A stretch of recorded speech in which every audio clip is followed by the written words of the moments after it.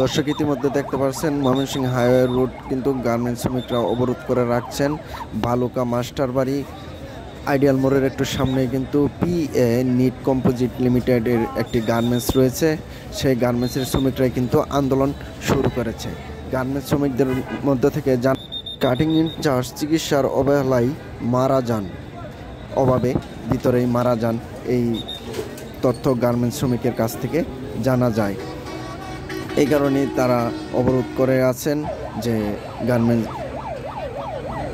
চিকিৎসার উন্নতি এবং গার্মেন্টস শ্রমিকদের নিশ্চয়তা দেওয়ার দাবিতেই কিন্তু এই আন্দোলন শুরু করেছিল।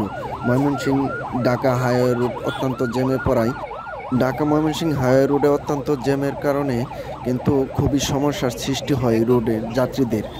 সেই সময় পুলিশের নিয়ন্ত্রণ করতে না পারায় সেনাবাহিনী নিয়োগ দেওয়া হয়। সেনাবাহিনী এসে রাস্তা ক্লিয়ার করে এবং শ্রমিকদেরকে গার্মেন্টসের ভিতরে যাওয়ার নির্দেশ দেন। গার্মেন্টসের ভিতরে গিয়ে মালিক পক্ষের সাথে বোঝাপড়ার ব্যবস্থাও করে দেন গার্মেন্টস শ্রমিকদেরকে, এবং কি রাস্তা অবরোধটি ছিন্নভিন্ন করে গাড়ি চলাচল ব্যবস্থা সুষ্ঠু এবং কি স্বাভাবিক নিয়ে আসেন।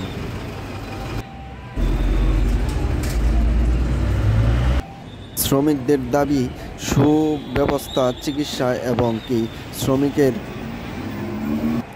জীবন নিশ্চয়তা দেওয়ার দাবিতে কিন্তু আন্দোলন শুরু করেছেন।